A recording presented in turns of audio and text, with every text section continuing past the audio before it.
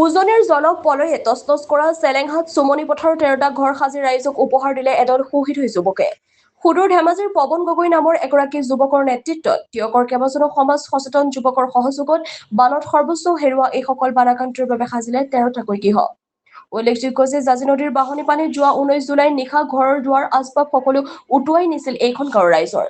পৰৱৰ্তী সময়ত অসমৰ বিভিন্ন প্ৰান্তৰ ৰাইজৰ সহযোগত এইসকল যুৱকে প্ৰতিটো পৰিয়ালৰ বাবে একোটাকৈ গৃহ আচবাবকে ধৰি ন্যূনতম সকলো সামগ্ৰী যোগান ধৰি এক মানৱতাৰ উৎকৃষ্ট নিদৰ্শন দাঙি ধৰিছে।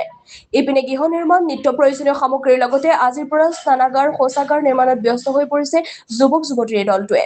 প্ৰাণৰ শিল্পী জুবিন গাৰ্গৰ নীতি আদৰ্শ সাৰোগত কৰি আগলৈ এইদৰে দুৰ্যোগৰ সময়ত আৰ্তজনক সহায় কৰাৰ লৈছে সংকল্প।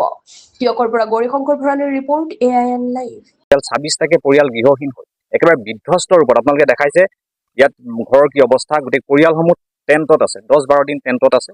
তাৰপিছতে আমাৰ লগত পৱনে যোগাযোগ কৰিলে আৰু সেই যোগাযোগৰ পাছত পিছদিনাখনিয়ে পৱন আহি আমাৰ মাজত উপস্থিত হ'ল আৰু তেওঁ কথা দিলে যে তেওঁ গৃহখিনি নিৰ্মাণ কৰিব আৰু তেওঁৰ লগত সমূহ অসমবাসী ৰাইজ ওলাই আহিল।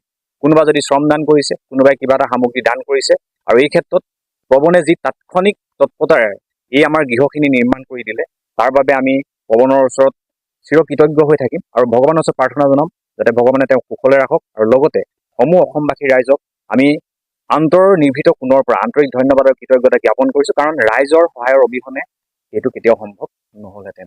গতিকে মই সকলোকে ধন্যবাদ জ্ঞাপন কৰিছোঁ আৰু ইয়াৰ পিছতে আমাৰ যিহেতু আমাৰ গৃহখিনি নিৰ্মাণ সম্পূৰ্ণ হ'ল, ইয়াৰ পিছত অতি প্ৰয়োজনীয় বস্তু হৈছে আমাৰ লেট্ৰিন বাথৰুমখিনি। গতিকে আমাৰ ইয়াৰ পাছৰটো পদক্ষেপ হ'ব এই গৃহখিনিক 26টা গৃহক আমি লেট্ৰিন বাথৰুম যদি প্ৰদান কৰিব পাৰোঁ, একেবাৰে তেওঁলোকক স্বাস্থ্য আৰু সুৰক্ষাৰ ক্ষেত্ৰত আমি সঠিক দিশত লৈ যাব পাৰিম। তেখেতলোকৰ 26টাকে ঘৰ সম্পূৰ্ণ বানে উটুৱাই লৈ গ'ল আৰু তেখেতলোকৰ যেন তেনে মানুহকেইজন যেন তেনে বাচিছে আৰু তেখেতৰ ভিতৰৰ বস্তু বুলি ক'বলৈ একো বস্তুৱেই নাৰাখিলে আৰু সেইখাৰ পৰা লগৰ লগত মই ঘৰলৈ নগ'লোগৈ। সেইদিনাখনে প্ৰায় 22 দিন হৈ আছোৱেই আৰু এই পৰিয়ালটোৰ কাৰণে সৰুকৈ হ'লেও এখন ঘৰ সাজিব পাৰোঁ নেকি চেষ্টা কৰিলোঁ।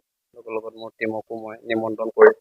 নিমন্ত্ৰণ কৰাৰ লগত দাদাহঁতেও সহযোগ কৰিলে আৰু এতিয়া আজি 8-9 দিন হৈ গ'ল 13খন ঘৰ আজি আমি সেনেকুৱা কৰিছোঁ আৰু লগতে চেলেং চুমনি পথাৰ গাঁৱে এভাগ শিৱ মন্দিৰ আমি সেই ভাগো এই জাঁজি নদীখনৰ কাষতে আছে। সেই ভাগো যিহেতু বানে উটুৱাই সম্পূৰ্ণ ভাঙি দিলে, সেই ভাগো আমি অকণমান ঠিক ঠাক কৰিব পাৰোঁ নেকি।